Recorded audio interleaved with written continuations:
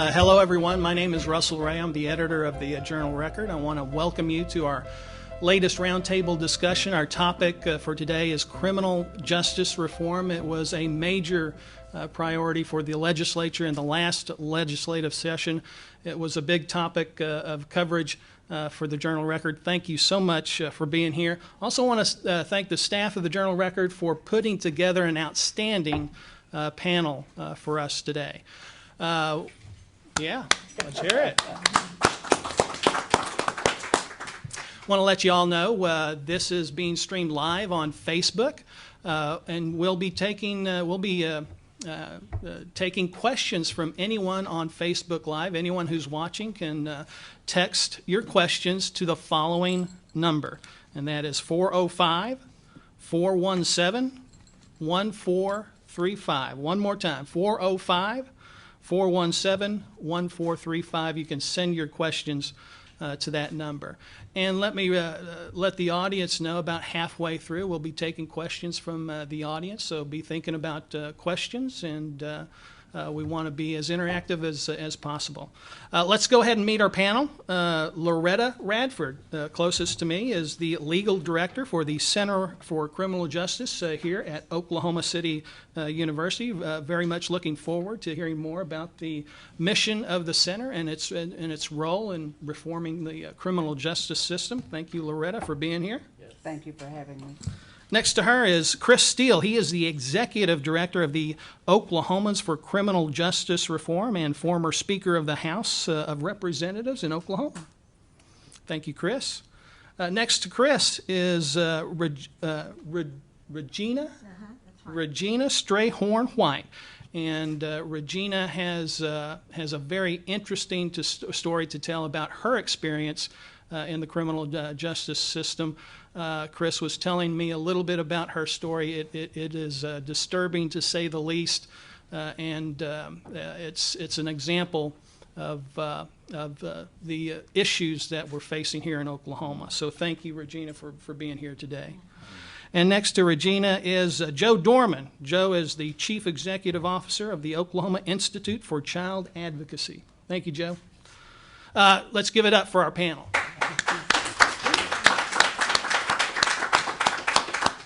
Well, I'd like to start with you, Kris, if I could, to kind of set up the conversation. As I said, criminal justice reform was a high priority for the legislature this year.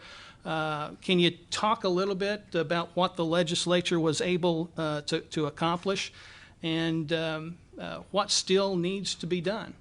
Yes, sir. Super excited about the conversation and the opportunity to discuss what I think is a incredibly important issue facing our state. So let me just start with what was accomplished this most recent legislative session. I think that there are three reforms that are signed into law and soon will take effect that are incredibly important.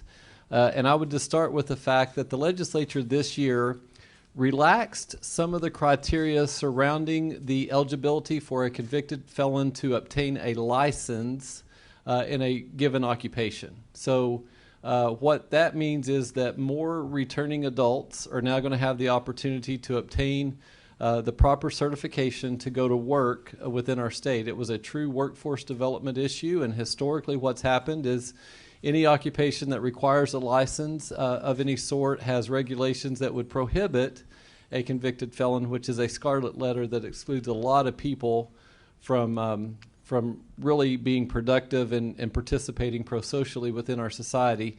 They had established some criteria that would exclude or prohibit individuals who had a felony conviction from obtaining a license. And this year, the legislature took a big step forward, along with Governor Stitt, in making it amenable and possible for more returning adults to pursue a profession of their choosing and that matches their talent, and ultimately over time have an opportunity to reenter the workforce. And I think that was super significant. The other thing that I would say that was accomplished this year is when we're having a discussion on who should be incarcerated or who should be in jail versus who should not, there are communities within our state that are leading the way. For example, Oklahoma City on their own volition, implemented a cite and release policy for simple possession of marijuana.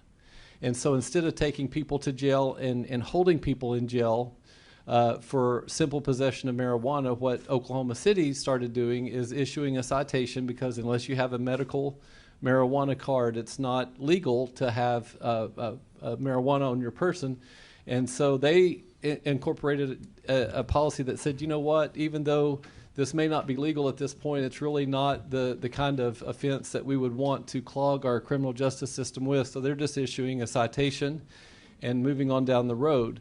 The legislature saw the value in that, and they actually instituted a cite and release policy for simple possession of marijuana statewide, which I think is also a good step in safely reducing our prison population. And that's the crux, I think, of this discussion, being able to differentiate who should be incarcerated versus who can be just fine under proper supervision within the community. And then the third reform that I would mention as a highlight of this last year's session was the efforts to make the reforms contained in State Question 780, which was passed by the voters of Oklahoma in 2016, apply retroactively to anyone who may be serving prison time for simple possession or a low-level property crime. And so just to reiterate, in 2016, the voters of our state said, you know what? If a person battles addiction, if it's an issue of simple possession and they're using to self-medicate, or they're using for personal use and they need help because they're battling substance abuse, they ought to be treated as a patient, not as a prisoner. And so from July 1st of 2017, anyone convicted of simple possession was charged with a misdemeanor and offered treatment. Problem is, there are a host of individuals who are still serving prison time because they committed the offense of simple possession prior to those reforms going into effect. And so this last year, the legislature, again, because of the leadership of Governor Stitt, made the reforms that the voters passed in 780 apply retroactively. And I just want to give you some grasp, some scope of what that means. The House bill that made 780 retroactive was House Bill 1269, and that goes into effect November 1st, in just about a month, less than a month. And so on November 1st, approximately 900 individuals will have the opportunity to be released from incarceration and reunited with their families. And they'll be able to reenter the workforce and move forward in life. 900 individuals are going to have the opportunity. That is so significant. In addition to that, based on the studies that we've been able to see, there are a host of individuals who have been convicted of a 780 crime and have that scarlet letter of a felony conviction on their record, but they've already paid their debt and they've already served their time, and so they're still limited in living with the scarlet letter. As many as 60,000 Oklahomans will be eligible, fall into that category, and will be eligible to apply to have their records cleared of that scarlet letter, and they'll be able to advance in their own lives and in relation to their families and their personal development and in their productivity. So it's a great big deal, and we're very, very thankful for the reforms that were passed and signed into law and are set to go into effect in a short, very soon. Thanks. Kris, let me ask you, if you had to give a grade to the state legislature for its efforts on criminal justice reform, and I'll ask Joe and Loretta this as well, what kind of grade would they get? A plus, C minus? That's a really good question, and it's a fair question. So I am very thankful, and I'm optimistic. I'm encouraged about the conversation that's taken place in the state of Oklahoma. But I think it's important that even though we're talking about the positive steps we're taking, Oklahoma still leads the country in incarceration. We incarcerate more women per capita than any other state in the nation, and really any other civilized world or country in the world. We have the highest male incarceration rate still today, even after these reforms. And the disparity in the number of people that we incarcerate versus the number of people that other states incarcerate continues to grow, unfortunately. To add insult to injury, we have among the highest incarceration rates for people of color. We have a lot of work yet to do. And so the legislature took some positive steps, but given the magnitude of the situation and the additional reforms that were being considered that they did not take action on, I think I would give the legislature a C. All right. In their efforts, but with more to come. Yeah. Joe, what do you think? I would agree with Chris's assessment on the letter grade. Overall, with OICA, we gave the legislature a B for the work that they did for child well-being. But when you focus on criminal justice reform as a whole, I would say that that was a C grade. The legislature did pass some of those programs that Kris suggested. John Eccles and Jason Dunnington took it upon themselves to make sure that went through, but there were several other issues that did not see action. We saw bail reform that was held over. There's still a discussion on juvenile life without parole. There's still a discussion on failure to protect. Many of those conversations were left by the wayside, and I do believe we will see some action. In fact, as we're meeting right now, Tammy West is holding an interim study on failure to protect and what that looks like across the nation with child endangerment laws. Daniel Pay, in a couple of weeks, is going to hold an interim study on the effects of criminal justice reform with the youngest of Oklahomans. We've had the pleasure of working with both of those lawmakers to make sure that those studies are going to have the right people in place to share the information that's needed so these lawmakers can make the best decisions. We've done a lot of work. There's still a long ways to go to do the right things in Oklahoma. Yeah. Loretta, how would you evaluate the performance of the legislature this last session? Well, certainly in the last session, I think the legislature is entitled to certainly get an E for effort. But I have to fall in line with Kris when I say sometimes it's a little late. And I want to give some value to the numbers that Kris talked about. These are fairly current statistics from the Prison Policy Initiative, which that's all they do is study incarceration and detention rates across the United States. Oklahoma, based upon the last census that we had a population of about 3.9 million people. According to the statistics that have been run on the incarceration rates, about 1,047 people are incarcerated for every 100,000 people in the state of Oklahoma. That puts us ahead of even the United States rate of incarceration, which is in line with what Kris talks about as we are above countries who incarcerate. Part of that problem is we've got to have a learning module for the difference between incarceration and detention. When we talk about incarceration, many people in the lay public relate that to you were convicted, you're guilty, you're going to prison. When in fact, most of these statistics are from local county jails and local facilities where people are being detained prior to trial. And it's that pretrial detention that probably we'll talk about a little later. But that's where the real big jump in the rates, which often get hidden in incarceration rates, are. And so I still think the legislature has a lot of work to do, but I have to applaud them for trying to come forward. All right, fantastic. I think that sets a great foundation for our discussion moving forward. One of the things that we always try to do at the Journal Record is put a face on the issue, and Regina is here to put a face on this issue. Regina, your experience started with a relatively minor offense and ended up costing you dearly on many levels. Can you talk about that experience for us and share some of your thoughts? Yes, sir. Hello, everyone. My name is Rejeana. I have waited a very long time to be here today. With that being said, I need to thank God for keeping me and being good all the time. Thanks to my brother here, Kris Steele, to my team leaders, and of course, the Journal Records for inviting me here today. I grew up as country can be in Ada, Oklahoma. I was poor, black, and Native. I did come from humble beginnings. My mother was a single parent of 4 children, me being the eldest and, of course, the adventurer of the bunch. Mm-hmm. Let's just say money was scarce where I came from. At some point, I wrote some checks. I knew I didn't have the money to cover. I was given a deferred sentence and to serve on probation. Later, I wanted to be as pretty as my sister and all the other girls. So I worked up the nerve to steal a push-up bra, worth about $34 back then. Of course, I got caught. My career as a thief was short and bitter because I was given a 10-year prison sentence.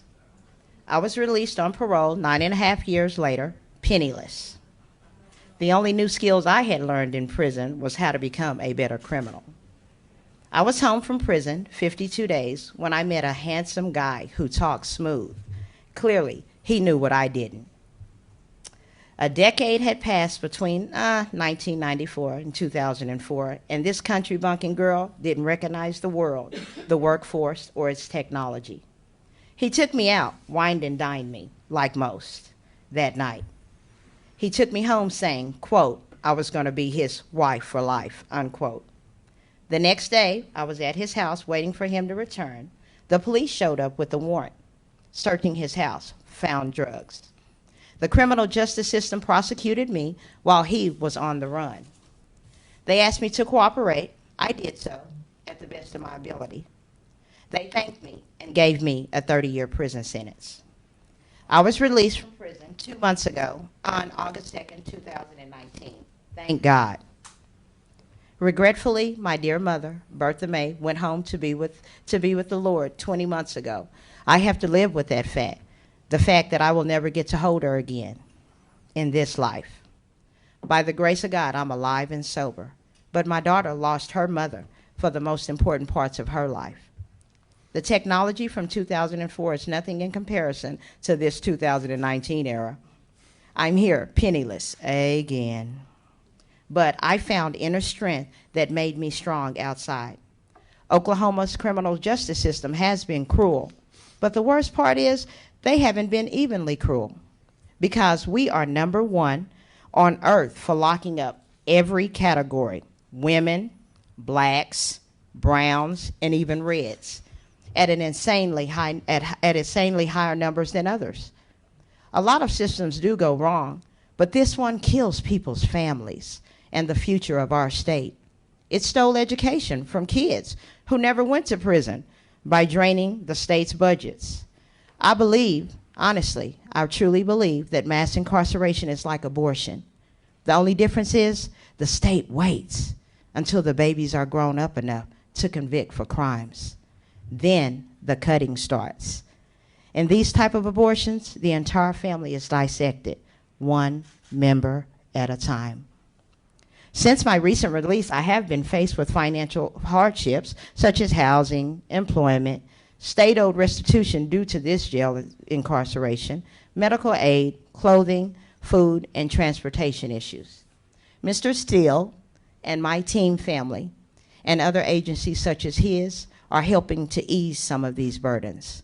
For this support, Mr. Steele, I would be eternally grateful. One might ask, Regina, how do you manage to keep your positive outlook and your spirits up? As a young child, my mother instilled in us to smile in order to keep from crying, that trouble don't last always. Today, I lean on her very words. With that thought, this too shall pass. All wasn't lost, though. During this incarceration, time, oh wonderful time, gave me, little Regina, the opportunity to find herself, so to speak. I got to know me, the real me, all over again. Amen? The once little lost country bumpkin, bookworm, was back. I used that time to write my first nonfiction novella titled, Finally, Somebody's Keeping It Real. I now have a newfound purpose. And you know as well as I do that when an individual finds purpose, passion follows, then hope. Let's fight this fight. Thanks for having me. Thank you, Regina.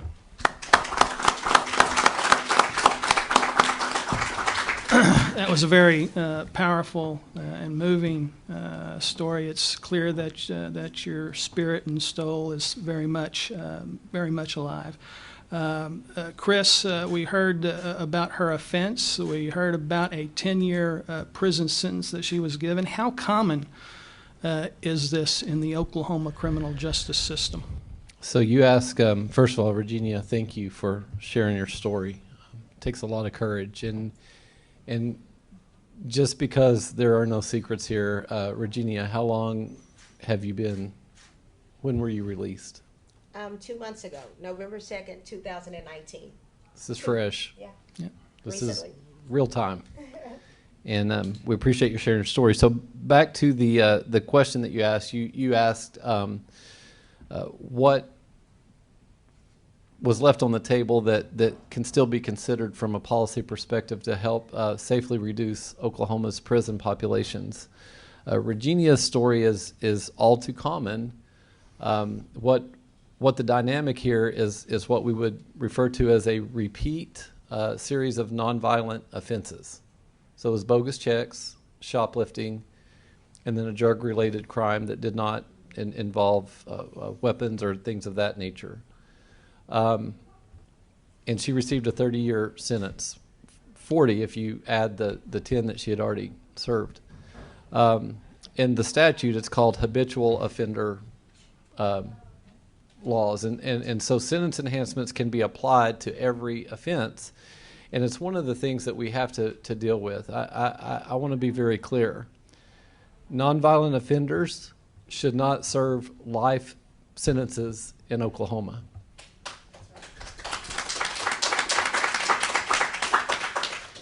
And yet we see this dynamic at play. And these excessive sentences, there is no research that would indicate that these excessive sentences do anything but make a difficult situation worse. There's no evidence that excessive sentences result in a reduction in crime. There's no evidence that excessive sentences result in an increase in public safety.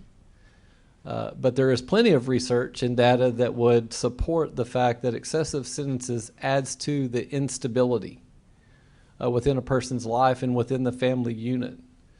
So we have to understand that as a state, collectively, we must get to the point where we're focused on addressing the core issues behind the behavior.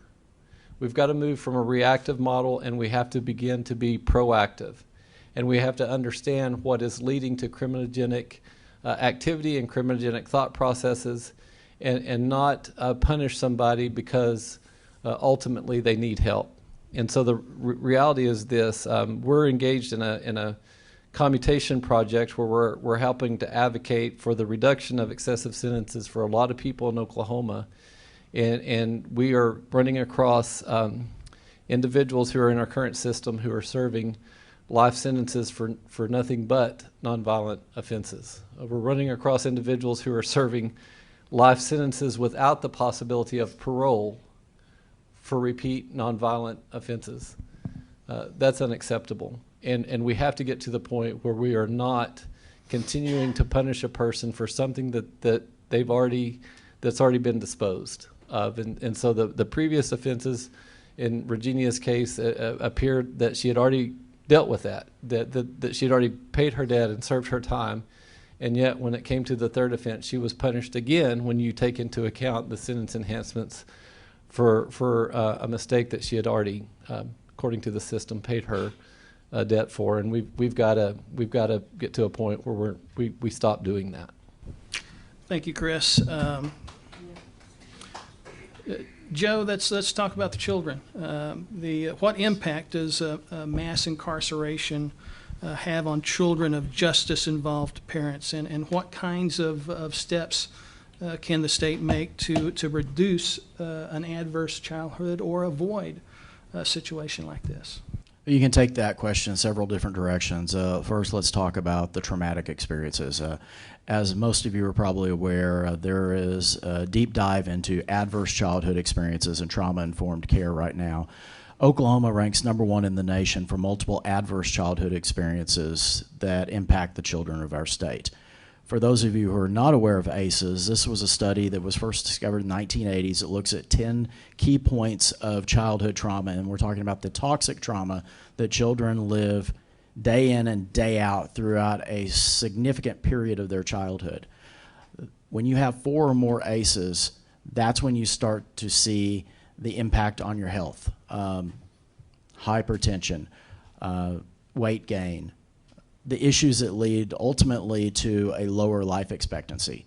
We saw the study last year where a community in Adair County was rated the the poorest health community in the United States, where the average age was just over 56 years old. When we look at those issues, it all ties together. When you lose the parents in the life of a child, that in itself is akin to death in the family or divorce, because many times these children are separated for their entire childhood from a parent. And that loss of having a stable family unit will certainly impact. And that, in my opinion, is why we see the highest incarceration rate in the world with these adults, because it starts at childhood. Part of it even goes back to the suspension rates. We have one of the worst policies and laws in the nation as far as suspensions of what happens in schools. The suspension is a pipeline to prison for many of these kids if you look at the statistics. We've got to do a better job of addressing those key issues. When you look at the counselors that are available in schools, we're not near at the level where we should be. The number that's thrown out is 423 to 1. I will tell you that's not realistic. How many of you knew that there's no requirement for counselors to be in elementary schools at all? The youngest age where these kids probably need someone to talk to if something is happening in their home. This starts at childhood. Now let's talk about the financial impact. When a child loses a parent, what happens to that child if it's a single parent? They go to a relative or they go to foster care. Most oftentimes foster care. They become a child whose parent is the state at that point, because the state has to go out and find a surrogate foster family, a bridge family, to take in that child. They receive a modest stipend, very, very modest, and it's not enough to cover the cost. And many of these foster families have up to 5 kids.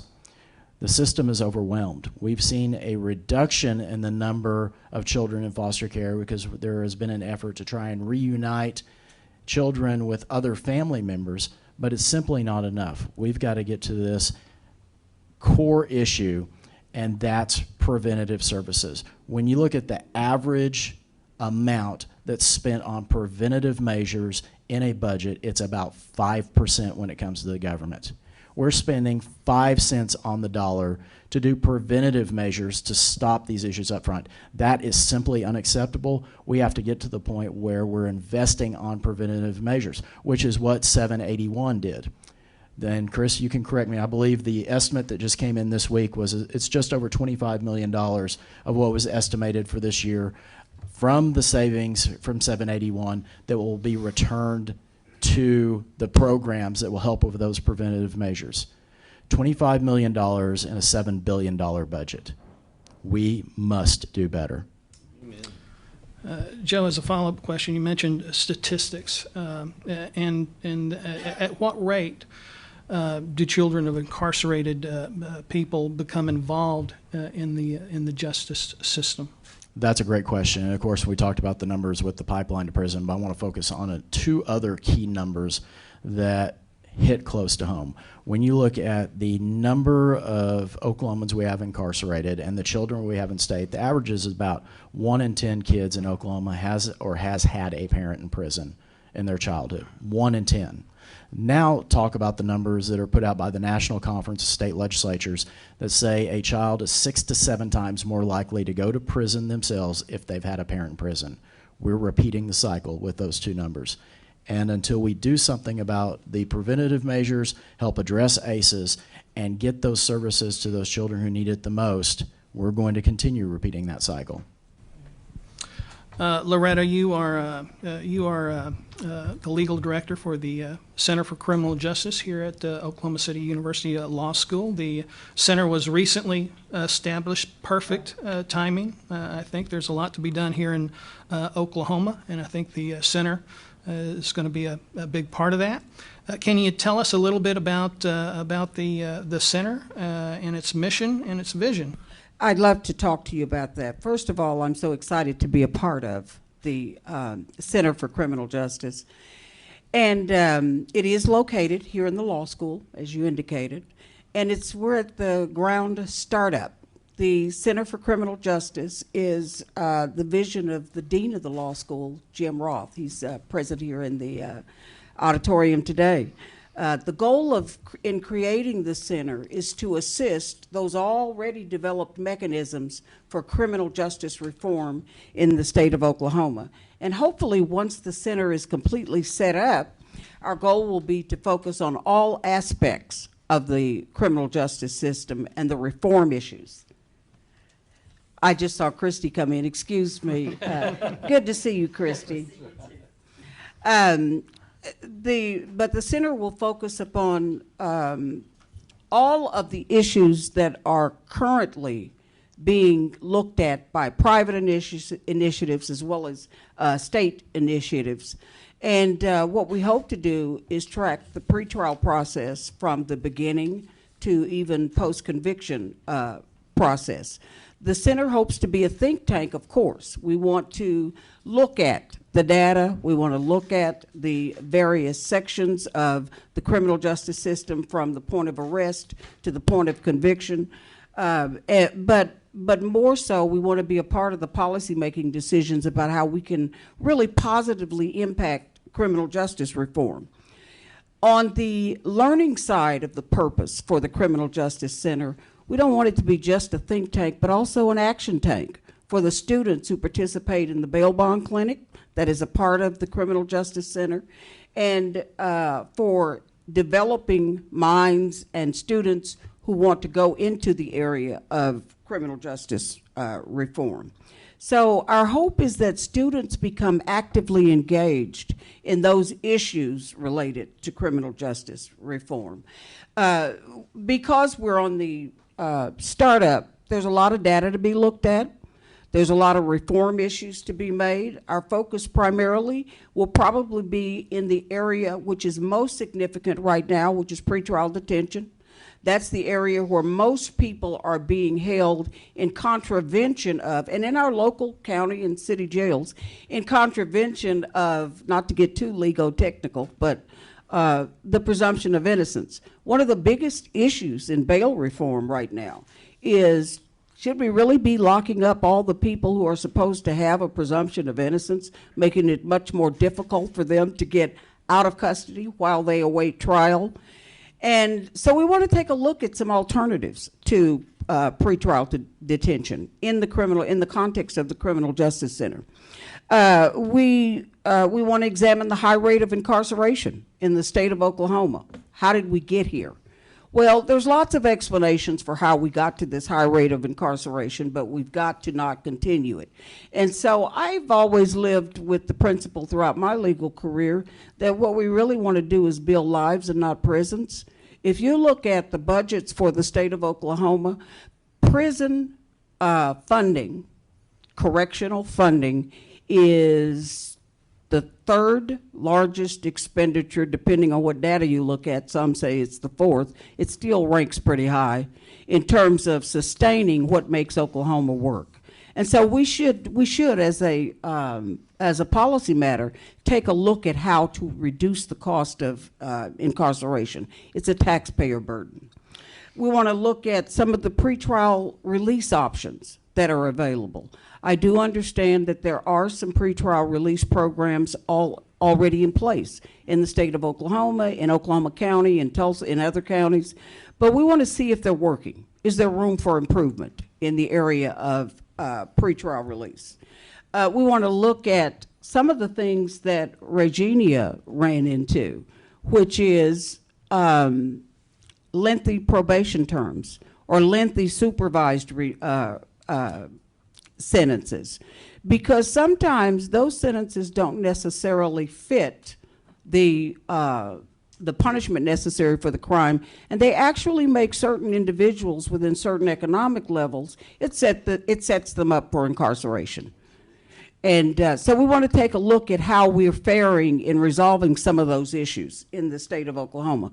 One other thing that I think is going to become a very important tool for the criminal justice, for the Center for Criminal Justice, is to take a look at the disparities that occur because of the need for reform in the state of Oklahoma. So we want to look at some of the disparate treatment and the disparate effect upon people of color in some of our poverty-stricken areas or rural areas in the state of Oklahoma, in public housing projects.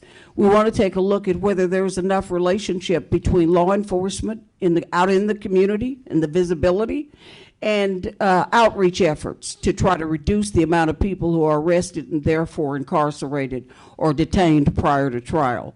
The bail bond clinic, which was already in existence when I came to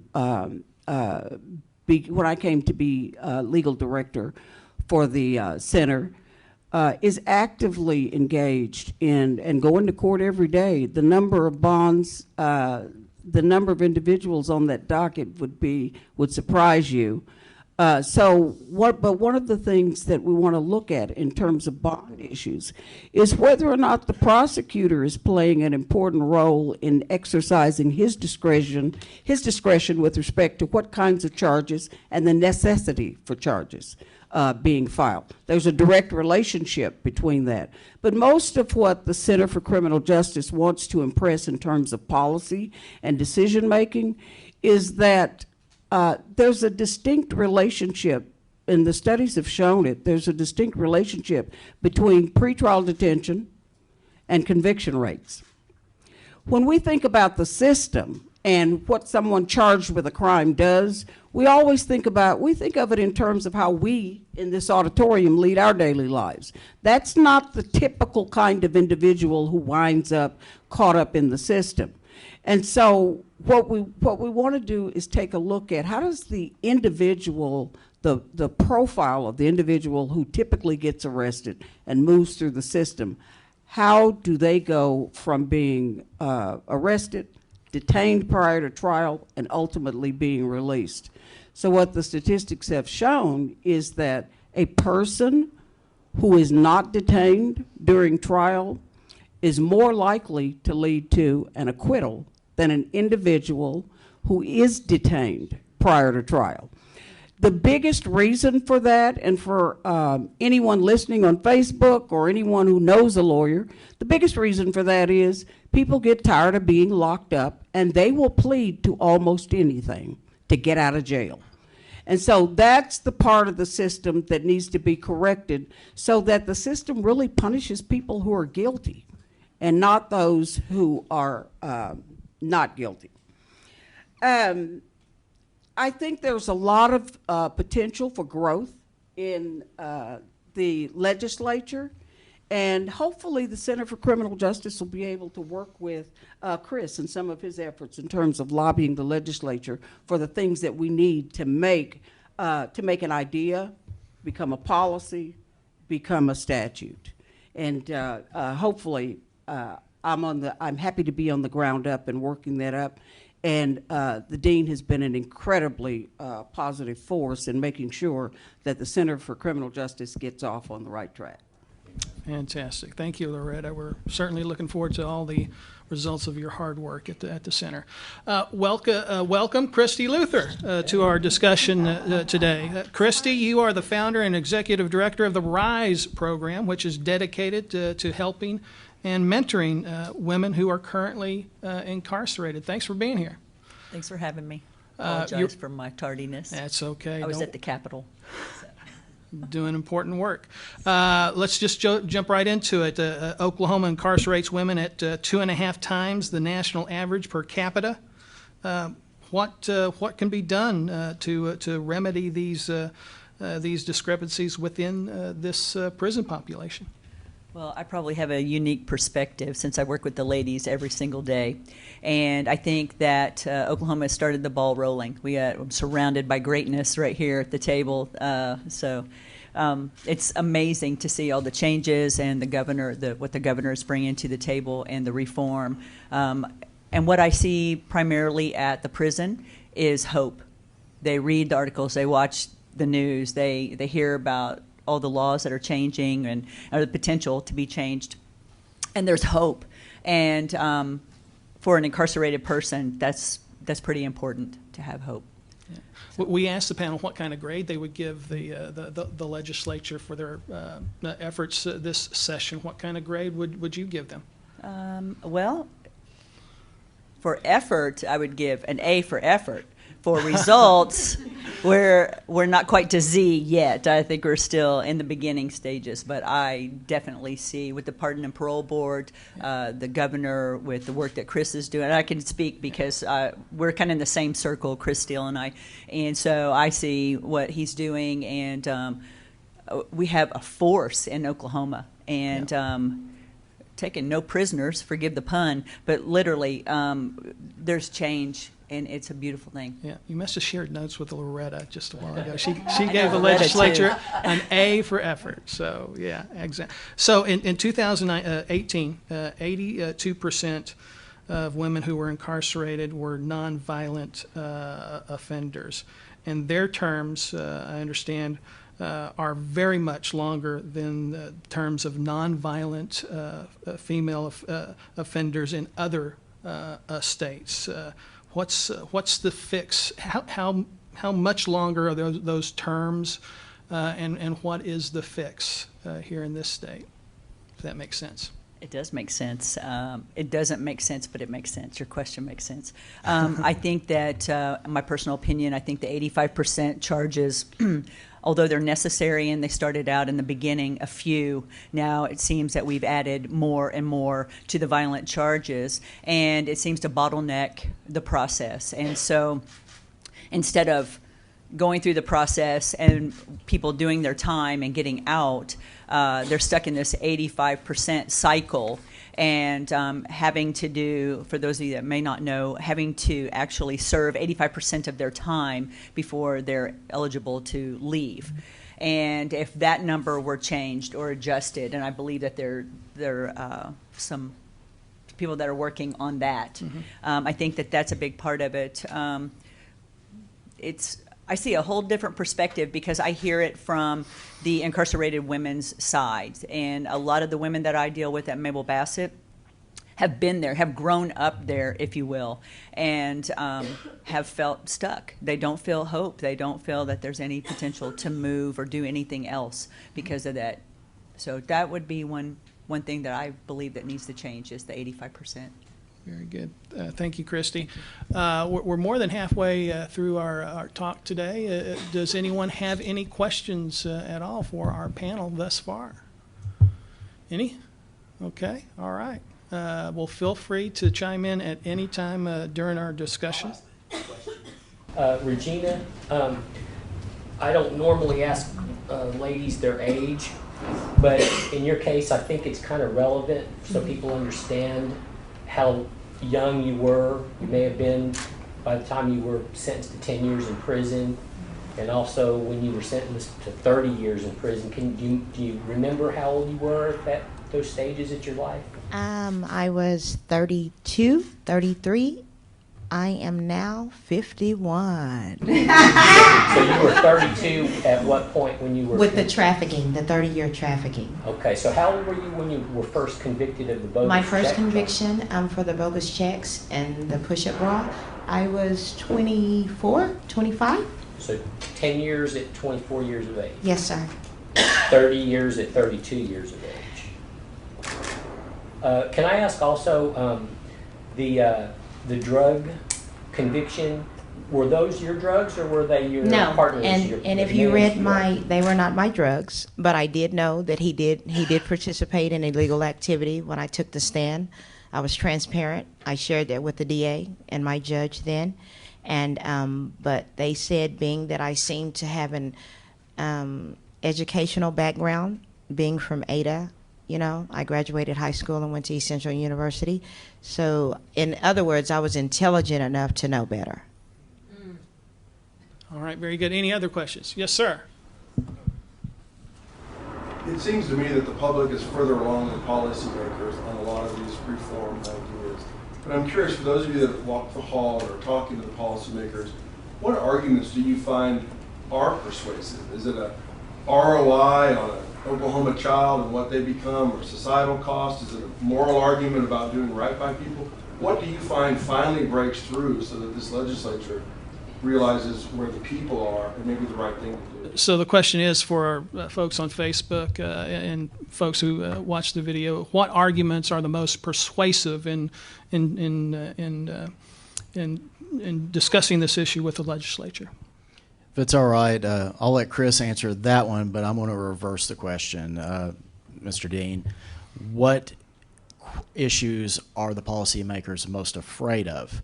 And that's how our society has created a Willie Horton style of politics, where if somebody gets out and does something bad, all the politicians are going to be punished. And it's an emotional issue. They will lose their elections if they vote for something that can be tied back to them in a campaign. I think that's probably the single greatest issue that we have to overcome with policymakers, is that fear that they will lose their job if they do what we view as the right thing. And so would you say the same for elected judges in Oklahoma? That is a very good question. I think a larger problem we face with the judges is not seeing enough of them go through programs like the CIP, the Court Improvement Program, where we're educating the judges about uniform policies and how the rulings should be consistent throughout the state, no matter where they're at. I think we've got to do a much better job of that, of doing the continuing legal education for judges so they're aware of what's going on. All right, any other questions? Yes, right here. Could sorry? Could I? Oh, I'm sorry. Go ahead, I'll Kris. try to be really quick, but I think it's a super important question. I just want to start by reiterating what Joe Dorman said. For far too long, the paradigm at the Capitol for basing decisions, and let me be very transparent.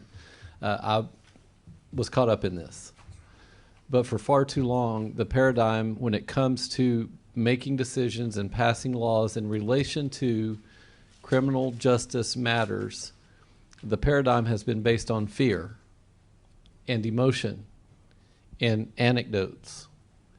I believe with all my heart when we change that paradigm and begin to base decisions on research and data and facts, this issue becomes a no-brainer. But how do we have the conversation? I think it's important to understand what values appear to be important within the legislature, and I'll just point out a couple. We are a conservative state. So as a conservative, you ought to care about this issue, because this year the appropriation to the Department of Corrections was $623 million. Record high.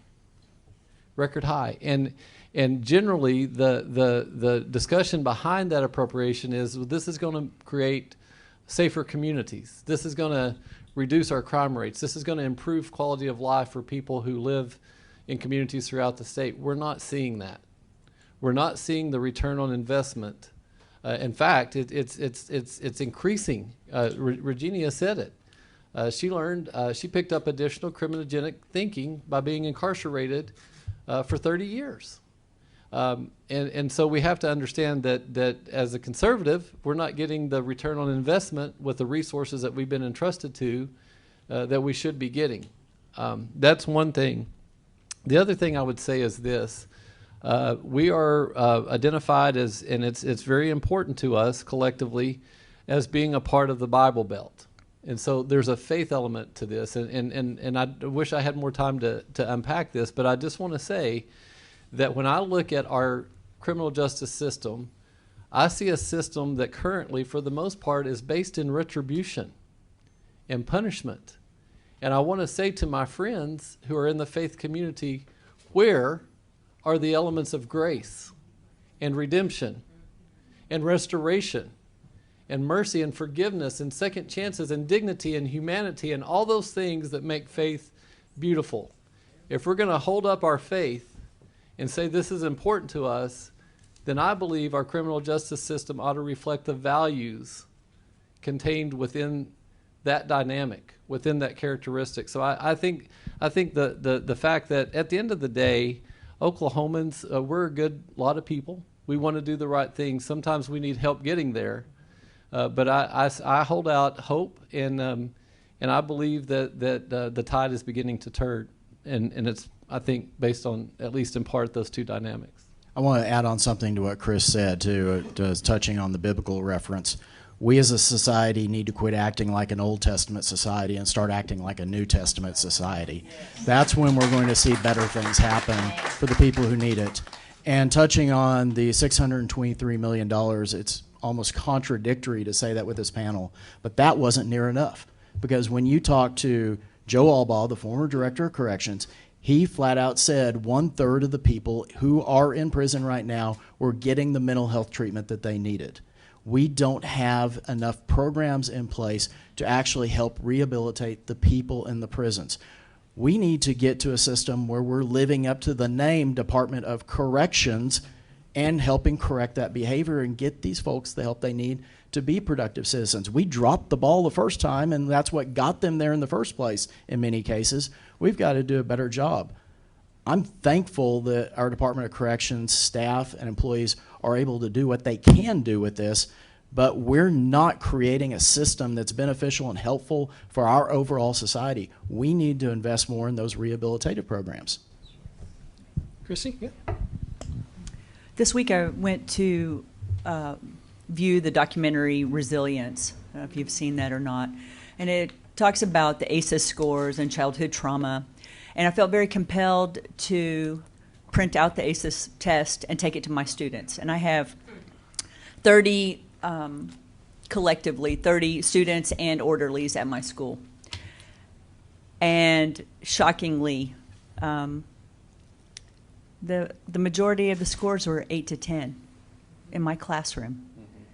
And I said, did you guys get this test? Did you get this test in A&R in the very beginning when you came to Mabel Bassett? And they said, no, we'd never even seen this before. And so if they're administering this test in kindergartens, which they should be, why can't we catch that at the DOC level?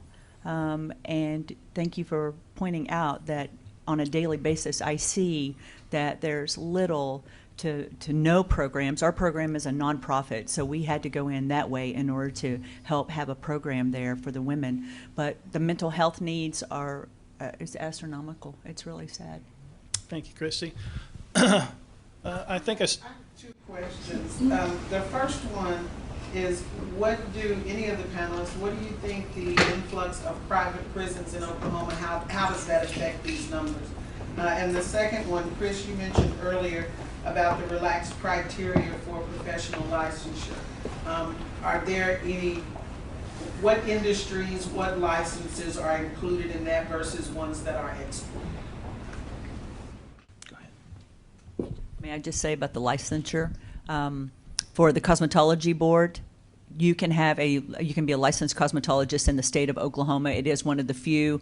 That's the one that I know about. That's what we do. We're Oklahoma's first cosmetology school in the women's prison, and we test them at the state level. The cosmetology board comes to the prison and tests them there. They get their license, and within 3 days, we partner with salons and transitional homes to put them to work within 3 days of their release. So I can speak on that. I'm mostly curious if any of the in-demand occupations are on that list that would allow ex-offenders to obtain licensure, help careers in the health industry. I will say we are doing something right there where Jim Hamilton was one of the leaders in the legislature back before mine and Kris's days there at the Capitol. He's one of the ones that helped get career tech programs in the prisons. And that's a valuable resource, and we do need to grow that. We need to provide more of those classes and those opportunities. And we did have legislation that went through this year to allow more of those licenses to be regained or retained following an incarceration. So we've got to continue to build on that and make sure that once people get out of prison, they can return to a career with a livelihood where they can not only pay off the debt they had before they committed their crime, but also pay off the debts, the fines and the fees, sometimes astronomical fines and fees that they've accrued during their sentence. Touching on the question about private prisons, when you look at the statistics, private prisons, the only thing they're good for are adding to our census numbers. Maybe we'll pick up an extra congressman because of so many people we have in private prisons in Oklahoma, which is a sad joke to make, but we see far too many inmates, prisoners coming from other states to be housed in private prisons. We've got to come up with a better balance on that. We've got to make sure that through the reforms that are happening that the legislators, the politicians are not trying to balance the budget off the backs of people being incarcerated and look at this as a cash cow.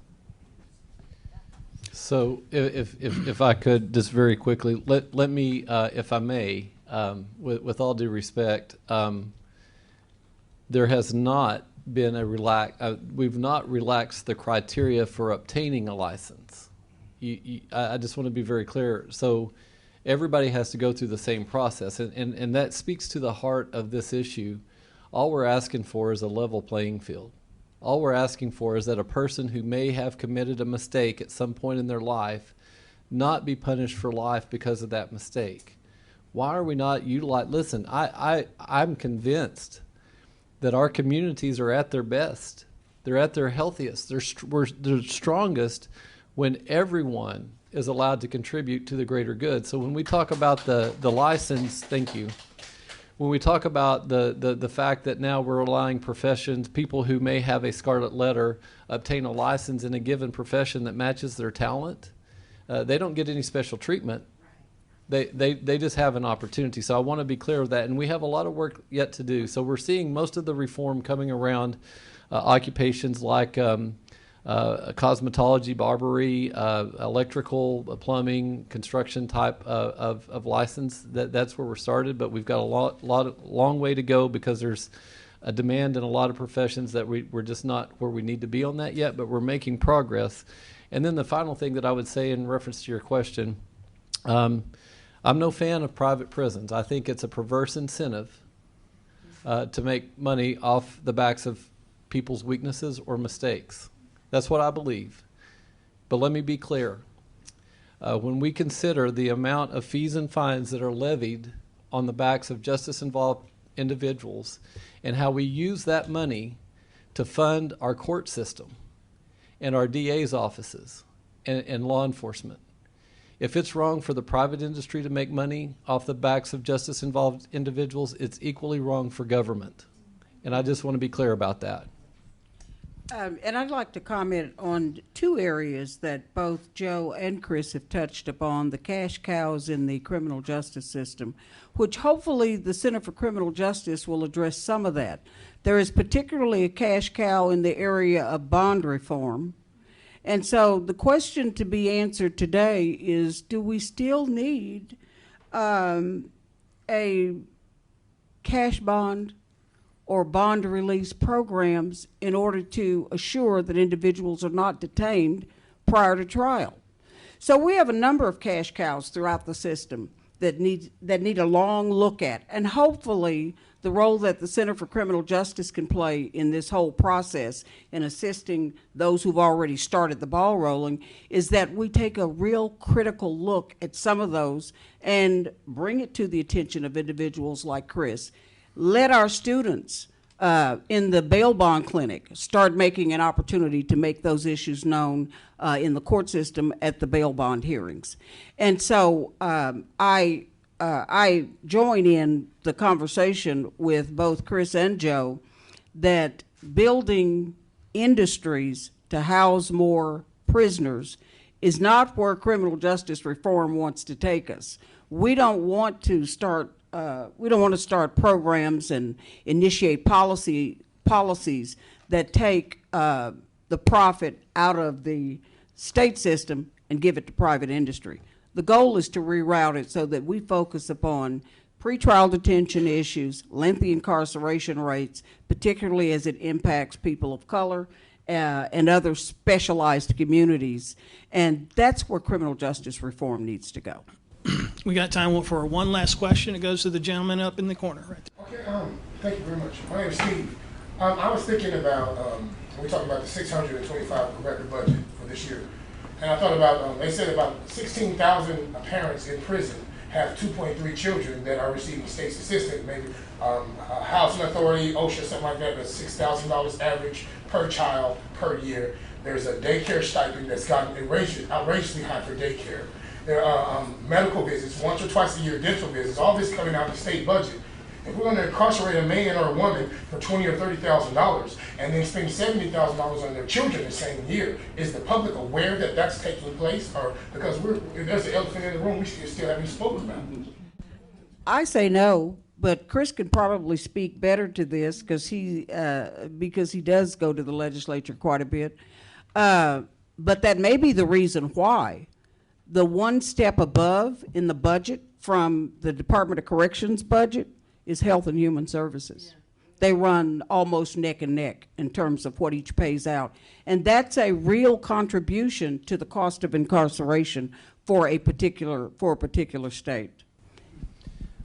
I would defer. I would just add this. Your point is so well taken. There are so many ancillary costs, financial costs, social costs, human costs, collateral damage connected with this issue of mass incarceration.